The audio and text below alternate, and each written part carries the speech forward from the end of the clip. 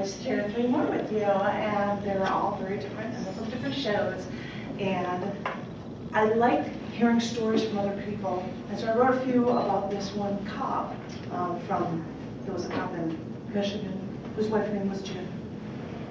Not that that matters to you, but this is a long title, which I think is funny. A retired policeman talks about suicides he's seen.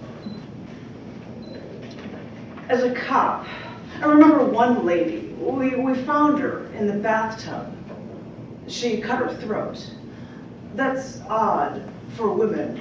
Normally they take pills. They don't like to disfigure themselves. But she knew what she was doing, cutting her throat in a full bath. Less messy that way. Autopsy said she was full of barbiturates. She was a nurse. That explained how she knew how to do it. But then we found out that she was pregnant, too. And to top it off, her brother was a priest.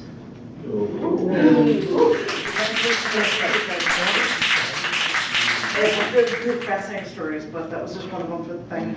This one is short. It's called Signs of the Times. Anything goes. Signs of the Times. The president says it's okay to be gay as long as you don't tell anyone. Suburban husbands are murdering doctors who work at abortion clinics because they saved the world from a mass murderer.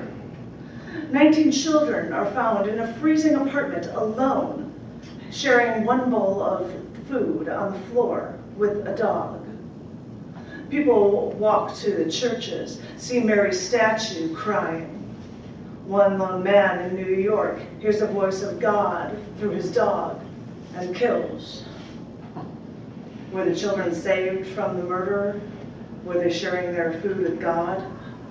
Were they crying? Signs of Times. One day, my sister and friend invited me to go to a thing of people sharing grieving stories. And I did a series of them, and I'm going to share one of them with you. This is another long title, Conversations, A Day of Grieving, 1/22/94, number 8.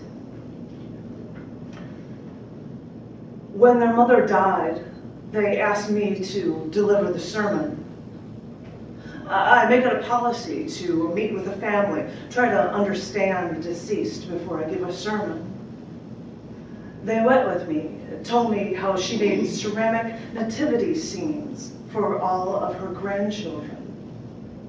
I asked if a grandson could bring over a set to me. I kept them in my office for 2 days. When I first picked them up, I looked at them. I never noticed there were no brush strokes. Then I looked more closely, and I saw fingerprints. At the service, I placed the figurines on pillars, each with one candle, and said, her prints are on these figures, and her mark has been made on all of us. 2 weeks later, they gave me a Madonna with her prints on it. It is a work of art. It's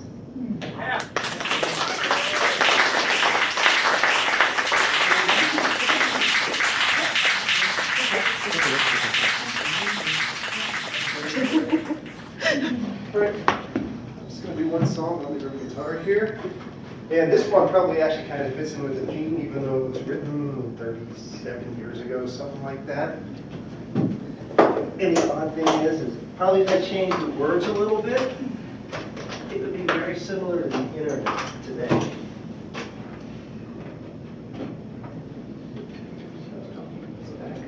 There's something about the internet. Because Janet's heard me play this before, but she's never actually heard the lyrics to this song. Okay. Okay. It's the one you say it sounds like Stray Cat Struck. And you said you wrote it right about when it was being done. They were Stray Cat Struck. It's kind of weird.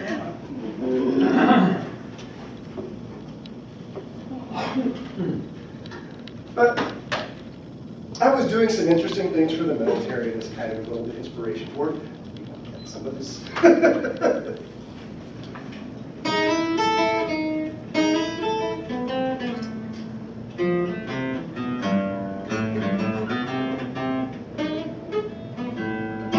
let me also say that I played it twice today, and I haven't played it really much all year, so a little rusty.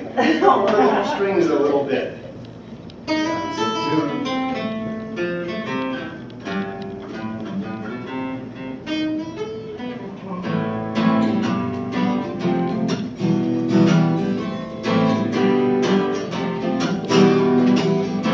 Satellites floating up in space,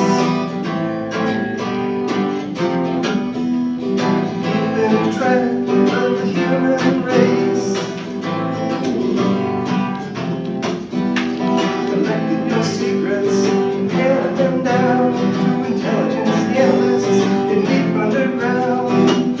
Smile versus smile, way up in the sky.